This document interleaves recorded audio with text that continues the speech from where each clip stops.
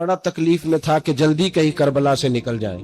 حالانکہ اس دھرتی پہ، اس کائنات پہ صبر، شجاعت، استقامت اور حوصلہ جس سے کائنات سیکھے گی وہ صرف امام حسین ہی ہے.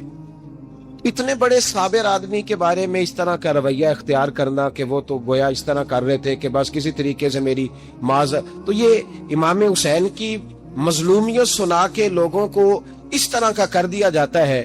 یہ انداز بتایا جاتا ہے کہ شاید واقعہ کربلا رونے دھونے کا نام ہے، حالانکہ بات یہ نہیں ہے. یزید کی لشکر جو امام حسین کے مقابلے میں آیا، امام حسین کے لشکر کی تعداد 72 تھی، تو یزید نے 22,000. مجھے بتائیے 72 کا 22,000 سے کو مقابلہ ہوتا ہے؟ عمر بن سعد نے پھر عبید اللہ ابن زیاد کو لکھا کہ 22,000 بندے تھوڑے ہیں، کچھ بندے زیادہ بھیج. تو عمر بن سعد کو عبید اللہ ابن زیاد کہنے لگے کہ تو پاگل تو نہیں ہو گیا، 72 کے لشکر کا 22,000 بھیجا، اور کتنا بھیجو؟ تو اس نے کہا تمہیں یہ نہیں پتا یہ لوگ کون ہیں؟ یہ مولا علی شیر کی اولاد ہے. ان میں ایک ایک شخص ایسا ہے جو 1,000 کے مقابلے میں لڑنا جانتا ہے. تو یہاں کمزوری دکھائی جاتی ہے. ہمارے بچے سمجھنے لگے ہیں کہ یہ شاید کوئی ایسی داستان ہے، اور اس طرح کا ماحول ٹی وی پہ میں دیکھ رہا تھا، اس طرح کا ماحول بنایا جاتا ہے جیسے کوئی خوف ہے. یعنی واقع کربلا کوئی ایسا واقعہ جسے دیکھ کے خوف طاری ہو جائے، بچے راتوں کو ڈریں، اکیلے درخت دکھائے جا رہے ہیں اور تیر دکھائے جا رہے ہیں. او یار، کیا قوم کی تربیت کر رہے ہیں؟ واقعہ کربلا حوصلے کا نام ہے، دلیری کا نام ہے. سنیں بات اصل میں کیا تھی، بڑے ٹھنڈے دماغ سے میری بات کو سمجھیے گا. حضرت مولا علی شیر خدا کے بعد مسلمانوں کے متفقہ امیر بنے تھے حضرت امیر معاویہ. انہیں امیر کس نے بنایا تھا؟ امام حسن نے. حضرت علی کے بڑے صاحبزادے حضرت امام حسن نے ان سے صلح کی، انہیں خلافت دی. اور صحیح بخاری میں نبی پاک نے فرمایا تھا میرا بیٹا حسن سردار ہے، جب مسلمانوں کی جماعتوں میں لہو بہ جائے گا تو حسن ان کی صلح کرا دے گا. وہ صلح امام حسن نے کرائی، جناب امیر معاویہ امیر بن گئے. حضرت امیر معاویہ رضی اللہ تعالیٰ عنہ بڑا پیار کرتے تھے نبی پاک سے، بڑا احترام کرتے تھے حضور کے خاندان کا. ان کی جو اجتہادی خطائیں ہیں وہ اپنی جگہ پہ موجود ہیں.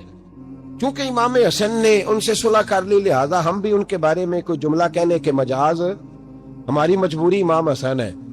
اس لیے کہ جسے امام حسن صحیح کہے پھر امام حسن کے ماننے والے کو اسے غلط نہیں کہنا چاہیے. حضرت امیر معاویہ رضی اللہ تعالیٰ عنہ کا جب وصال ہوا تو حضرت امام حسن پہلے ہی ان سے وصال کر گئے، آپ کو زہر دے دیا گیا، آپ شہید ہو گئے. امام حسین موجود تھے. تو یزید کے بارے میں لوگوں نے کہا جناب امیر معاویہ سے کہ یہ ٹھیک ہے، مناسب ہے اور بہادر ہے، دلیر ہے، وہ جو ہوتے ہیں نا خوش آمدی ٹولہ. تو حضرت امیر معاویہ کے گرد بھی کچھ ایسے لوگ تھے، انہوں نے آپ سے کہا کہ یزید کو نامزد کر دیں. تو آپ نے یزید کو بلایا، حوالہ مجھ سے دیکھ لیجیے گا. بلا کے فرمایا کہ 3 بندوں کے سامنے اپنی خلافت پیش کرنا، اگر وہ تجھے مان جائیں تو امیر بن جانا، نہ مانے تو چپ کر کے گھر بیٹھ جانا. وہ 3 بندے کون ہیں؟ جناب عبداللہ ابن عباس، حضرت عبداللہ بن زبیر اور امام حسین رضی اللہ تعالیٰ عنہ. یہ وصیت فرمائی جناب امیر معاویہ. حضرت امام حسین کی وہ شخصیت تھی کہ مشکات میں حدیث ہے، نبی پاک صلی اللہ تعالیٰ علیہ وسلم کی چچی جناب ام فضل صبح صبح گھبرائی حضور کی بارگاہ میں آئیں، عرض کی یا رسول اللہ صلی اللہ علیہ وسلم آج میں نے عجیب خواب دیکھا ہے، میں ڈر گئی ہوں. حضور نے فرمایا چچی کیا دیکھا؟ عرض کی حضور میں نے کہا ہے کہ آپ کے وجود کا گوشت کا ایک ٹکڑا کٹ کے میری جھولی میں آ گیا ہے. حضور یہ کیا ہے؟ تو محبوب خواب سن کے مسکرائے، فرمایا چچی یہ پریشانی والا خواب نہیں، یہ تو خوشی والا خواب ہے. اللہ فاطمہ کو بیٹا عطا کرے گا اور وہ تیری گود میں کھیلا کرے گا. چونکہ وہ میرے وجود کا ٹکڑا ہوگا لہذا خواب تجھے یہ آئی ہے. تو امام حسین پیدا ہوئے، امام حسن کی عمر ابھی 11 مہینے تھی. تو نبی پاک نے امام حسین کو جناب ام فضل اپنی چچی کی گود میں دے دیا کہ فاطمہ کے لیے دونوں بچے سنبھالنا مشکل ہوگا. وہ خواب اس طرح پوری ہوئی. امام حسین سے حضور نے بڑا پیار کیا، بڑی محبت فرمائی نبی پاک سے. کچھ حدیثیں میں نے جمعے میں عرض کی تھی. حضرت ابو ہریرہ رضی اللہ تعالیٰ عنہ کہتے ہیں یہ واحد بچہ تھا حضور کے گھرانے کا کہ میں نے دیکھا کہ نبی پاک صلی اللہ علیہ وسلم بیٹھے تھے تو یہ حضور سے کہہ رہے ہیں، نبی پاک سے کہ نانا جی اٹھ کے کھڑے ہو. کہتے ہیں حضور کھڑے ہو گئے تو کہنے لگے میں نے آپ کے برابر جانا ہے. بچے جو مرضی ضد کر لیتے ہیں نا. قد چھوٹا تھا، عمر 7.5 سال تھی. کہنے لگے نانا میں نے برابر جانا ہے. تو نبی پاک صلی اللہ علیہ وسلم نے ہاتھ پکڑ لیے، فرمایا چل پھر ہو جا برابر. تو حضرت ابو ہریرہ کہتے ہیں انہوں نے حضور نے ہاتھ پکڑے اوپر کھینچا تو امام حسین نے پہلے اپنے پیر حضور کے گھٹنوں پہ رکھے، پھر نبی پاک کے سینے پہ رکھے، اور جب ان کا قد سر تھوڑا سا حضور سے اونچا ہو گیا تو محبوب فرمانے لگے چل بس کر، تو نے تو کہا تھا آپ کے برابر ہونا ہے، تو اوپر نکل گیا ہے، چل بس کر۔ فرماتے پھر امام حسین نے زبان باہر نکالی تو محبوب ان کی زبان چوسنے لگے، پھر ساتھ لٹا لیا اور انہیں سونگھنے لگے۔ تو میں نے عرض کی حضور آپ حسین کو سونگھتے کیوں ہیں؟ تو فرمایا ابو ہریرہ مجھے حسین کے وجود سے جنت کی خوشبو آتی ہے، مجھے حسین کے وجود سے جنت کی۔ ایک دن حضور گزر رہے تھے، اصل اس طرح تھا کہ یہ نبی پاک کا حجرہ تھا، جن لوگوں کو اللہ نے مدینے کی زیارت کرائی ہے وہ جان سکتے ہیں نبی پاک کا حجرہ تھا۔ تو حضور کے حجرے کی اس جانب یعنی مسجد کی جو بالکل سیدھ ہے اس کی بیک میں سیدہ فاطمہ رہتی، تو حضور اکثر نہ نماز کے لیے جب نکلتے تو حضرت فاطمہ کے حجرے کے پاس سے ہو کر دوبارہ محراب میں جاتے۔ محبوب حجرے کے پاس سے گزرے تو امام حسین رو رہے تھے، تو حضرت فاطمہ نے کسی بات میں جھڑک دیا تو امام حسین رونے لگے، تو نبی پاک نماز کے لیے گئے تو واپس لوٹ آئے اور واپس تشریف لا کے کہا فاطمہ حسین کو کیا ہوا؟ عرض کی یا رسول اللہ تنگ کر رہے تھے میں نے ڈانٹ دیا ہے۔ کیا خوبصورت جملے ہیں حدیث پاک میں، سرکاروں نے فرمایا فاطمہ اس کو حسین کو نہ رونے نہ دیا کر، یہ جب روتا ہے نا تو میرے دل کو تکلیف ہوتی ہے۔ تو بی بی صاحبہ کہتی ہیں یہ حکم آیا نبی پاک کا میرے نام، پھر میں نے ڈانٹنا چھوڑ دیا۔ یہ ان کے فضائل تھے، کب ان کی تربیت خود نبی پاک نے فرمائی، خود ڈیوٹی۔ میں کسی منطق کا میں اب تو اللہ تعالیٰ معاف کرے، پہلے ہم لوگوں کو کہتے تھے فلانی مجلس میں نہ جانا فلانی، اب تو مصیبت بن گئی ہے، جانے کی ضرورت نہیں، ہر شے موبائل میں آ گئی۔ مجھے بھیجتے ہیں کہتے ہیں حضرت صاحب یہ ذرا سننا، یہ ذرا سننا، کل کراچی سے کچھ مہمان آ گئے اور بچوں نے وہ کلپ سنبھال کے یہ مولوی دیکھو کیا کہتا ہے۔ اب آیتیں پڑھی جا رہی ہیں قرآن پاک کی، اتنا ٹکڑا یہاں سے لیتے ہیں، اتنا ٹکڑا یہاں سے لیتے ہیں اور ملا کے پتہ نہیں کون سا مکسچر بنا رہے ہیں، کسی آیت کا ترجمہ نہیں، کوئی واضح حدیث نہیں، ایسے ہوا ہوگا پھر اس کو اس سے جوڑ لیں تو کیا بنتا ہے، اتنی جمع کر لیں۔ یہ کون سا دین ہے جو توڑ مروڑ کے بیان کر رہے ہیں؟ کون سا مذہب ہے؟ دین تو واضح کھلی کتاب ہے۔ اب ہمارا یہ شوق ہے، ہم ہر تماشا دیکھنا چاہتے ہیں، ہم اپنے لوگوں کی قدر نہیں کرتے اور بڑی بڑی دور جا کے ہم غلط معاملات میں جاتے ہیں، پھر ذہن ہمارے شکوک کا شکار ہوتے ہیں۔ ہمیں سمجھنا چاہیے کوئی ایسی کسی دلیل کی ضرورت نہیں ہے، جب ان کے واضح چیزیں ان کی کتابیں میں موجود ہے، حدیث میں موجود ہے، قرآن مجید میں ان کے فضائل کھل کے موجود ہے، تو دور جانے کی کیا ضرورت؟ حضور ان کی ٹریننگ کراتے تھے۔ پہلی بات تو یہ ہے کہ نبی پاک نے دعا مانگی تھی، یا اللہ میرے گھر والوں کو زیادہ روزی نہ دینا، انہیں ایک وقت روٹی دینا، ایک وقت کی بھوک دینا۔ یہ جو 10 دن کربلا میں انہیں ٹینشن نہیں نہ ہوئی، انہیں عادت تھی فاقہ کرنے کی، انہیں 3 دن وصلی روزے رکھنے کی عادت تھی، پہلی بات۔ دوسرا یہ کہ جہاد کی تربیت حضور خود کراتے۔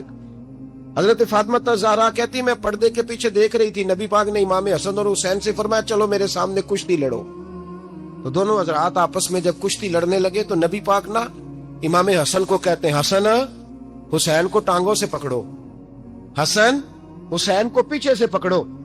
جب نبی پاک بار بار امام حسن کو بتا رہے تھے تو سیدہ پیچھے سے بول پڑی، کہنے لگی یا رسول اللہ آپ چھوٹے کو بتائے، آپ بڑے کو بتا رہے ہیں، بڑا تو پہلے 11 مہینے بڑا ہے، تو آپ چھوٹے کو بتائے بڑے کو بتا رہے۔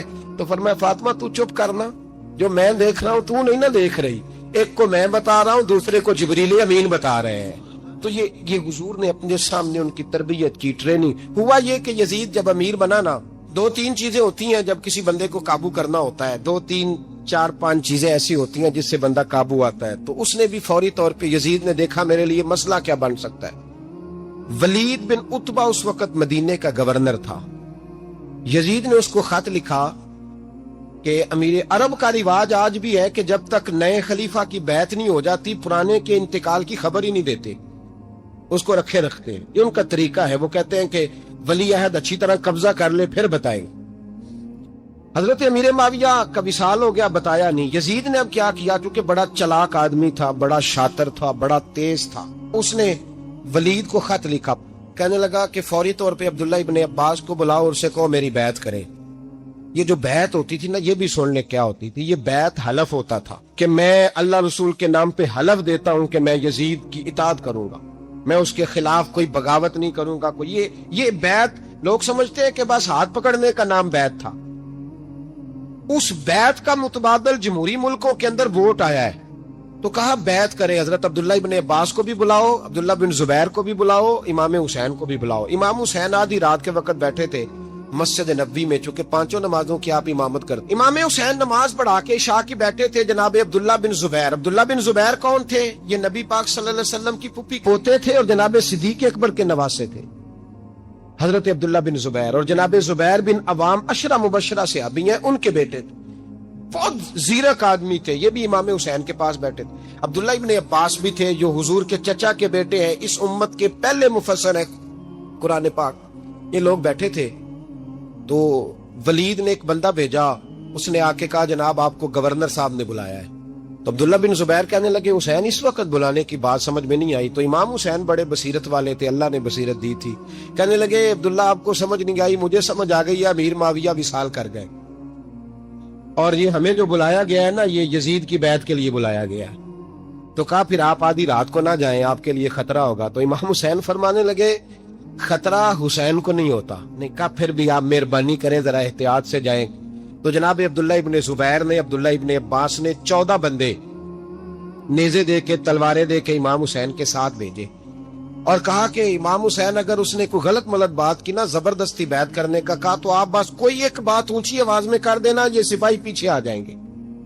امام حسین ان 14 بندوں کو لے کے گورنر ہاؤس پہنچ گئے. جب آپ وہاں پہنچے اس نے بتایا, اس نے کہا جی حضرت امیر معاویہ انتقال کر گئے اور آپ نے یزید کی بیعت کرنی ہے. تو امام حسین فرمانے لگے میں چھپ کے بیعت نہیں کروں گا, مجمع لگاؤ, جمعے والے دن اعلان کرو. جو طریقہ ہے حضرت ابوبکر صدیق کا, جو طریقہ ہے حضرت عمر فاروق کا, جو انداز حضرت عثمان غنی کا ہے, جو مولا علی کا ہے, سرے عام اعلان کرو. اگر ساری دنیا یزید کی بیعت کرے گی تو میں بھی تیار ہوں. تم مجھ سے بیعت لے کے پھر لوگوں کو بتانا چاہتے ہو کہ حسین بیعت ہو کر رہے ہیں تو تم کیوں نہیں کر رہے؟ میں عام آدمی نہیں ہوں, لہذا چھپ کے بیعت نہیں کرتا. جب یہ بات کی نا تو ولید بڑا نرم دل تھا اور امام حسین کی شان کو جانتا تھا. وہ جانتا تھا یہ نبی پاک کا خاندان ہے. اس نے کہا جی مجھے تو حکم تھا, باقی آپ حضور کے نواز ہیں, میں کر کچھ. وہاں ایک بڑا بدبخت شخص بیٹھا تھا, عبد الملک بن مروان. وہ ولید سے کہنے لگا کہ اگر حسین آج تمہارے ہاتھ سے نکل گئے تو تمہارے لیے بہت بڑا مسئلہ کھڑا ہو جائے, انہیں جانے نہ دینا, یا بیعت کراؤ یا ان سے کہو جنگ کے لیے تیار ہو. حسین رضی اللہ تعالیٰ عنہ کے کانوں میں آواز گئی تو فرمانے لگے ابن مرجانہ, اگر تیرے اندر جرت ہے تو آ سامنے حسین کے, اس کے کانوں میں باتیں نہ کر, کانا پھوسی نہ کر, باہر آ میدان میں, شرارت نہ کر, باہر آ, میں تمہیں ابھی بتاتا ہوں کہ حسین سے مقابلہ کرنے کا انجام کیا ہے. یہ کہہ کہ امام حسین باہر نکلے, اپنے بھائی محمد بن انفیہ کو بلایا, عبداللہ بن زبیر, عبداللہ ابن عباس, ڈھیر سارے لوگ اکٹھے ہو گئے. فرمایا یہ معاملہ ہے, اب کیا کرنا ہے؟ تو وہ کہنے لگے حضور وقت ابھی مناسب نہیں ہے, آپ اس طرح کریں یہاں رکے, ہم مکے سے, عراق سے, کوفے سے لوگوں کو بلاتے ہیں, یہاں ایک بڑی مجلس مشاورت قائم کرتے ہیں. امام حسین فرمانے لگے اگر تم مشاورت قائم کرو گے تو ولید اور عبد الملک بن مروان وہ تو جنگ کرنے کو تیار ہیں, اور نبی پاک نے فرمایا ایک مینڈا ہوگا جس کی وجہ سے مدینے کی گلیوں میں لہو بہے گا. فرمانے لگے میں وہ بکرا, وہ مینڈا نہیں بننا چاہتا. کہا پھر آپ کیا کریں گے؟ تو امام حسین رو پڑے, فرمانے لگے میں مدینہ چھوڑ جاؤں گا لیکن مدینے کی حرمت پامال نہیں ہونے دوں گا. امام علی مقام آدھی رات کے وقت نکلے. سیدہ فاطمہ کا دروازہ ایک اس دن تھا جس دن حضرت مولا علی کوفے چلے گئے, اور دوبارہ آج تالا لگا جب امام حسین نکلے. آپ جنت البقیع کے پیچھے کھڑے ہو کے حضور کا روضہ دیکھنے لگے. اس وقت گنبد تو نہیں ہوتا تھا, روضہ دیکھنے لگے. نانا تیرے کرم کے خزینے کی خیر ہو, میں جا رہا ہوں تیرے مدینے کی خیر ہو. سارا خاندان لے گئے, مکے تشریف لے گئے. حج کے ایام قریب آنے والے تھے.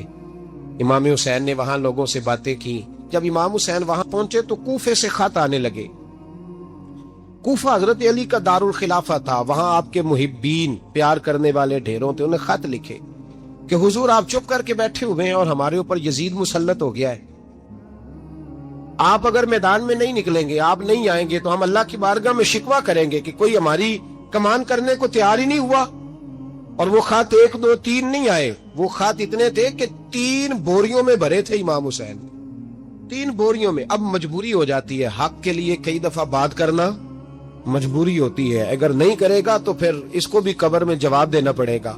इमाम अली मकाम रदी अल्लाह ताला अन्हों ने मक्के में अब लोगों को जमा किया मशवरे के लिए। हर बंदे ने कहा हुजूर वो बुला तो रहे हैं पर अपने वादों के पक्के। कहा हुजूर वो पक्के नहीं, आप ना जाए। हर बंदे ने कहा हालात ठीक नहीं, हालात ग्राउंड रियलिटी सही नहीं। यही मशवरा आज भी हर बंदा देता है, अभी हालात नहीं। इतने खराब हालात कभी नहीं हुए थे जितने इमाम हुसैन के दौर में थे। लेकिन फरमाया मैं दीन के खिलाफ गलत हुक्मरान को मुसल्लत होने की इजाजत, बोल के बताइए, बोल के, गलत हुक्मरान को मुसल्लत होने की इजाजत मुजाहमत करूंगा, मुखालफत करूंगा। इमाम कहने लगे कोई बात नहीं, वो मेरे साथ चले ना चले लेकिन मैं कूफे जाऊंगा। वो लोग मेरे साथ खड़ा होने को तैयार है तो वो झूठ है या सच है पर मैं चलूंगा।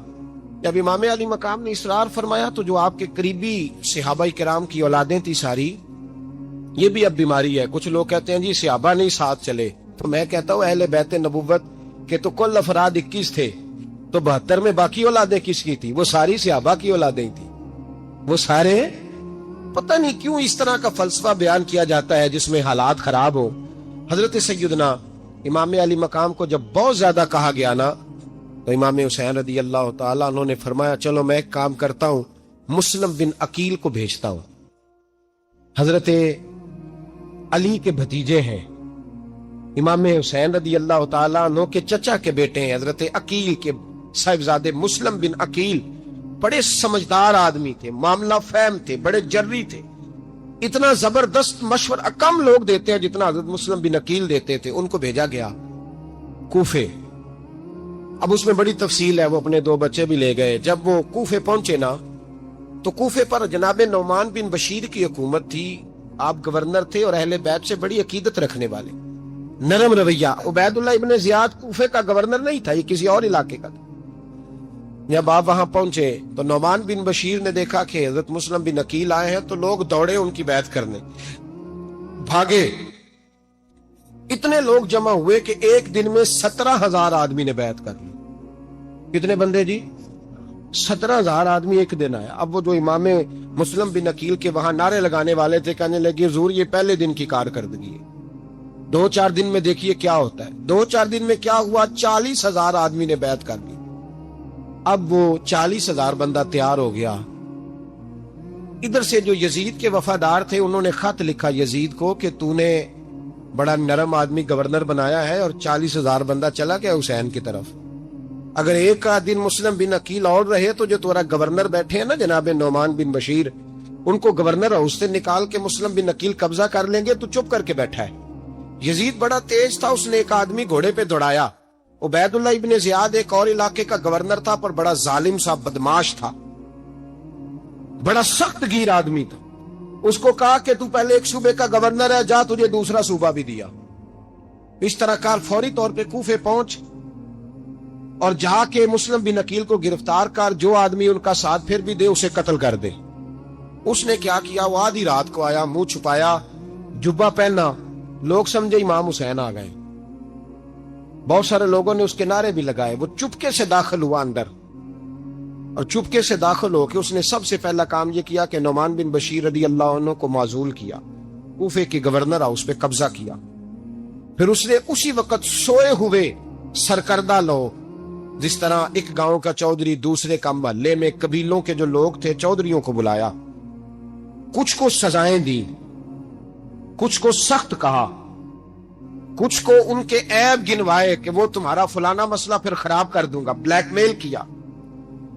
सुबह होने तक हालात अगर तुमने मेरे काबू में ना किए तो याद रखना बड़ा मुश्किल होता है हक पे खड़ा होना। बड़ी चीजें लोगों को याद आती, अल्लाह जानता है। पहले कुछ होता है, बाद में मामला कुछ होता है। हजरत मुस्लिम बिन अकील के साथ जिस दिन उबैदुल्लाह इब्ने जियाद आया, 40,000 का लश्कर था। अगले दिन सुबह हुई, अगले दिन तो ये हाल हो गया कि आप जब कूफे की जामा मस्जिद में जोर की नमाज के लिए गए तो 5-7 हजार आदमी नमाज पढ़ने आए, और जब मगरिब का वक्त आया तो लोगों ने, चंद हजार लोग रह गए, नमाज की नीयत बांधी। तवज्जो करना मेरी बात पे, एक मसला भी समझ में आएगा। लोगों ने नमाज की नीयत बांधी तो हजरत मुस्लिम बिन अकील इमामत कर रहे हैं, हाथ बांधे हुए, तो बहुत सारे लोगों ने पीछे हाथ छोड़ दिए। ایک بندے نے دوسرے سے پوچھا وہ ہاتھ کیوں نہیں باندھتے؟ کہنے لگے اگر عبید اللہ ابن زیاد کے کسی بندے نے دیکھ لیا نا تو ہم اسے کہیں گے ہم تو نماز پڑھ ہی نہیں رہے تھے، ویسے ہی کھڑے تھے، ہاتھ ہی نہیں باندھے سرے سے۔ جب نماز کی امامت باندھی تو 10-11 صفیں تھیں۔ جب مسلم بن عقیل رضی اللہ تعالیٰ عنہ نے سلام پھیرا تو پیچھے بندہ ہی کوئی نہیں تھا۔ حضرت مسلم بن عقیل کو گرفتار کیا گیا۔ عرب کا رواج تھا دشمن کو سخت سزا دیں تاکہ باعث عبرت بنے۔ بہت اونچا مینار تھا کوفے کا، گورنر ہاؤس